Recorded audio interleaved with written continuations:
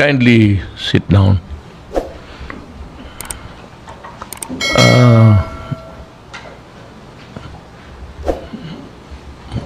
May upuan sila. Okay. Defense Secretary Delfin Lorenzana, Interior and Local Government Secretary Eduardo Anyo, Senator Bongo, AFP Chief of Staff General Filimon Santos, sir, Philippine National Police Chief General Francisco Gamboa, sir, Philippine Military Academy Alumni Association Incorporated Chairman Edgar Aglipay, sir,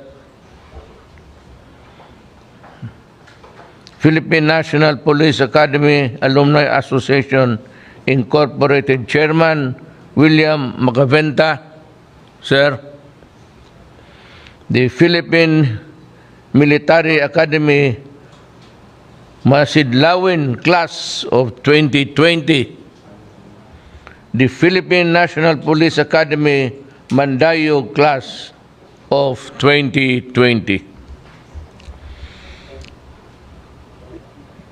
The period we live in is not a vineyard of comfort. These are troubled times, dangerous, abnormal times caused by a fast-spreading and highly contagious virulent virus or virus, the COVID-19, that cuts across the whole of humankind.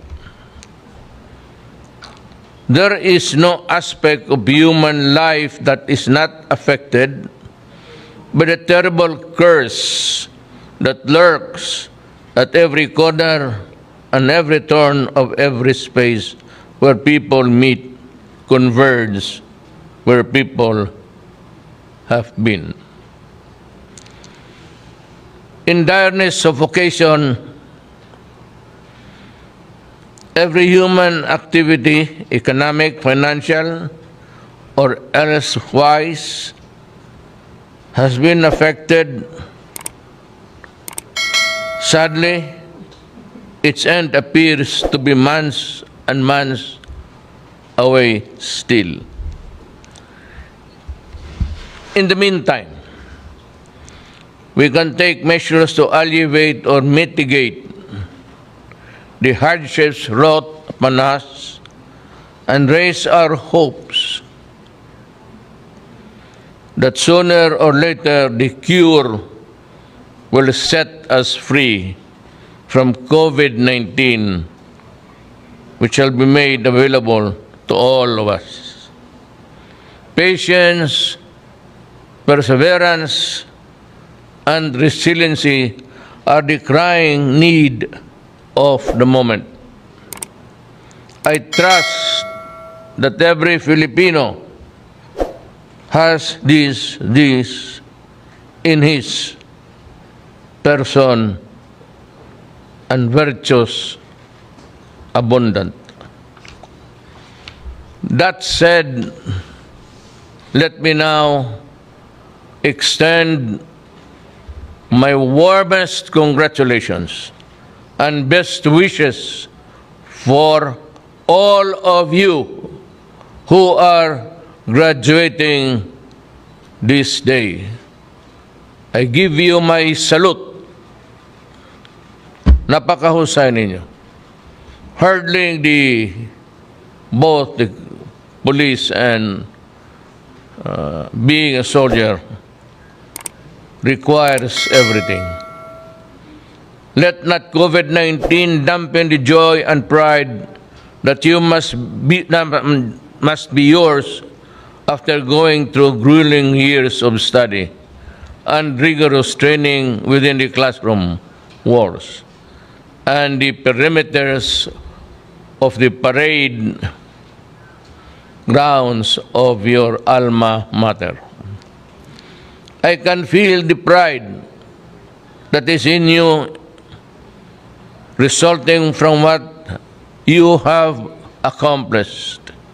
But believe me when I say that prouder still are your parents and loved ones, because what you have become, indeed resplendent in your uniforms,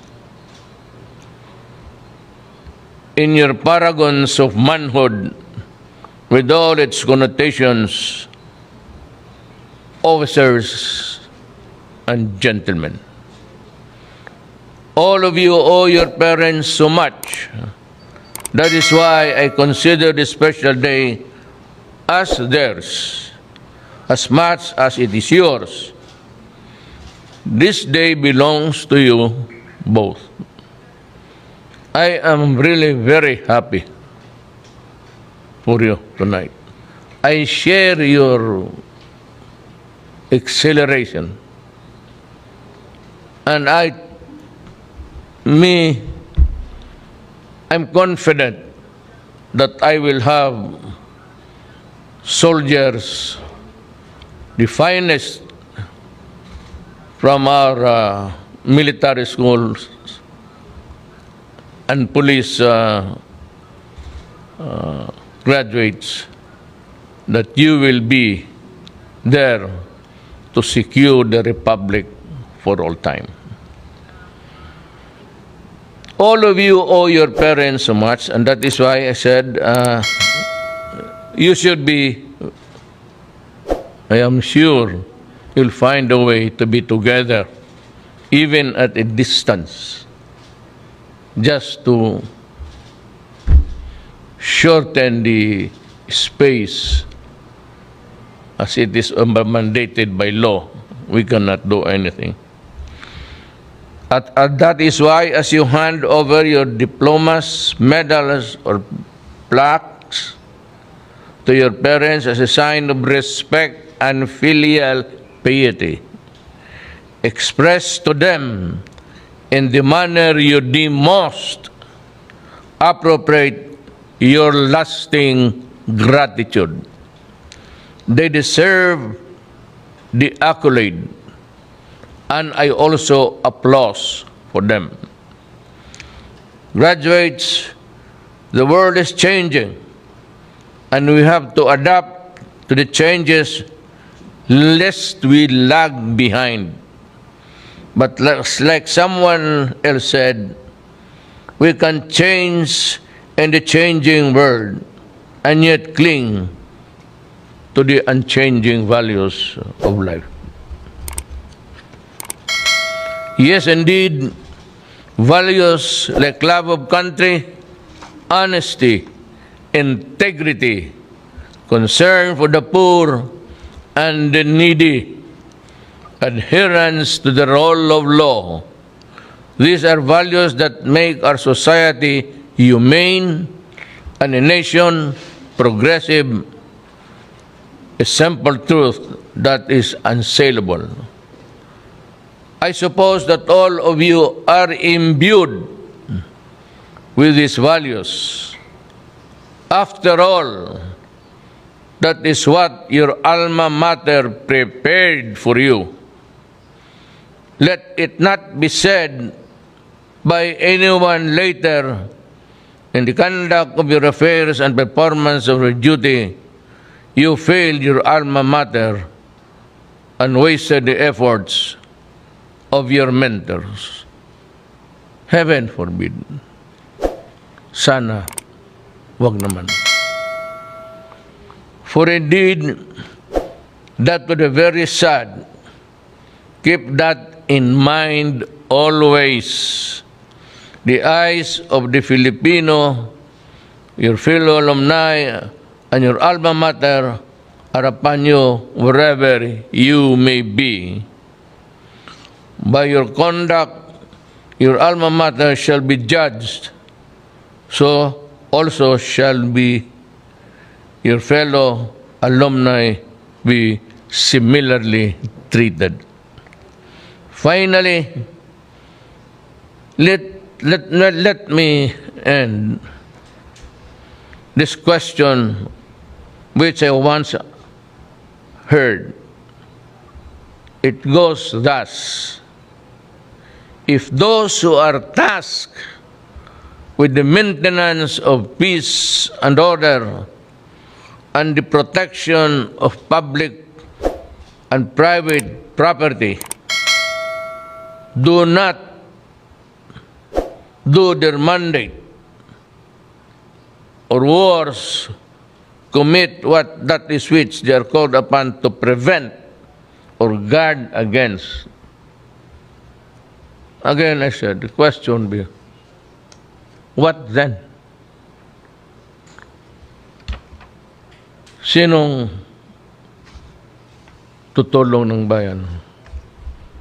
Who will carry the liberty? Who will carry our independence? Who will carry the constitutional duty of due process, fair play? These are the things which you have to worry. For after all, your Magna Carta, and for all of us, is the Constitution of the Republic of the Philippines. Remain true to that sacred document and remain, as ever, loyal to the Filipino flag. Graduates, there is both a question and a challenge that beg of a response. Your response. Think it over. You have all the time to do that. Thereafter, act accordingly. Once again,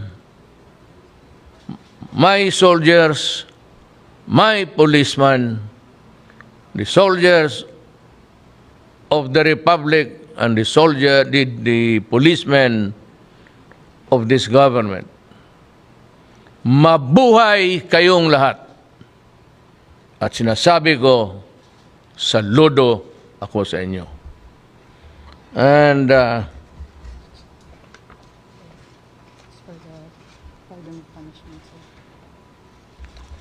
I will now, I will just read the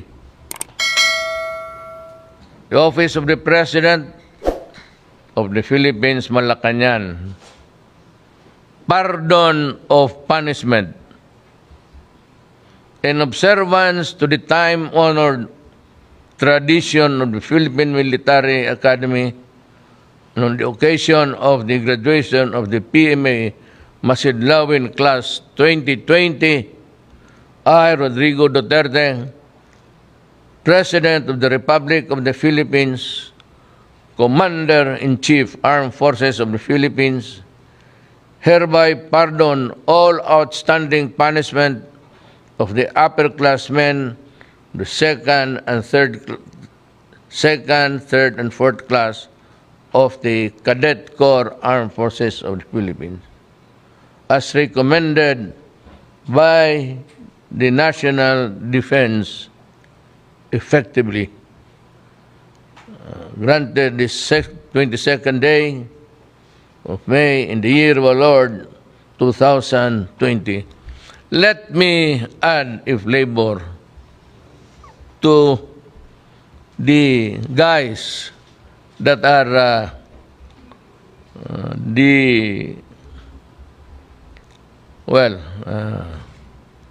maybe you do more for the country. This is just a challenge. The following certificates from the Office of the President were awarded to the recipients in the program earlier this afternoon. The Certificate of Ownership of House and Lot for the class valedictorian. A house and lot, 2 million from the Vista Land Company of Manny Villar. Now, let's go to the pardon. Second Lieutenant Jemalyn Diocares Sugi, Philippine Army.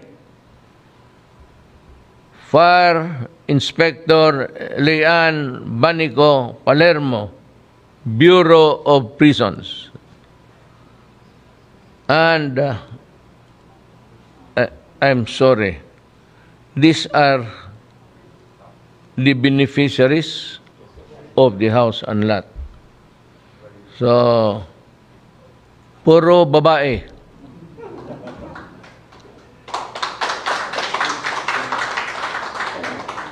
Yung boyfriend na katabi mo, sinyasan mo lang na hindi sila pwede pumasok ng bahay na lasing, nagluloko, nagbabae. This will be, sabihin mo, akin ito at huwag kang pa laboy-laboy niyan. A gun certificate of the class GOAT, a Rock Island Armory caliber 45 pistol with 3 magazines. GOAT, I salute you also.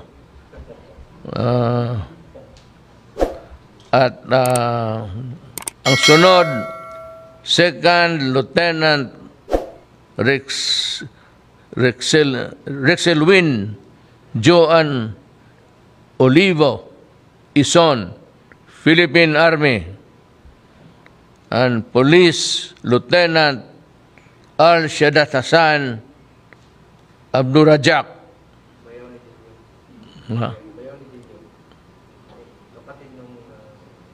Kapatid ito ng aid ko.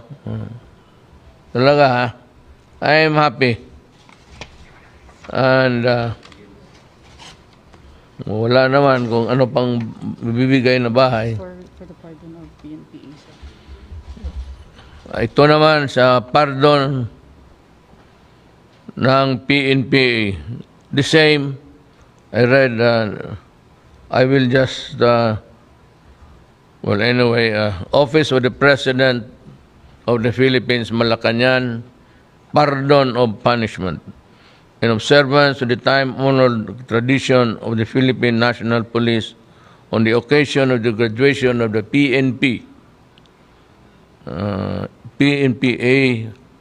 Mandayo Class 2020, I, Rodrigo DuTeRTe, President of the Republic of the Philippines, hereby pardon all outstanding punishments of the Cadet Corps of the Philippine National Police Academy, as recommended by the Secretary of Interior and local government effectively.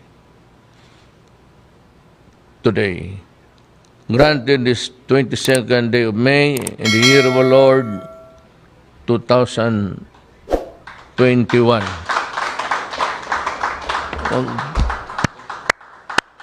Pakpak ako. Alam mo bakit? Dito, ang pardon seems to be really just a pardon. An upper class. Dito, all outstanding punishment, police. Hindi talaga ako nagtataka. Ang tao may kalokohan. Ang tao may, we are all entitled to our weird things in life. But when you become, or you are now a policeman and a soldier, kindly hold the honor bestowed by the country upon you sacred in the hollow of your hands. Magandang salamat po sa inyong lahat. Congratulations.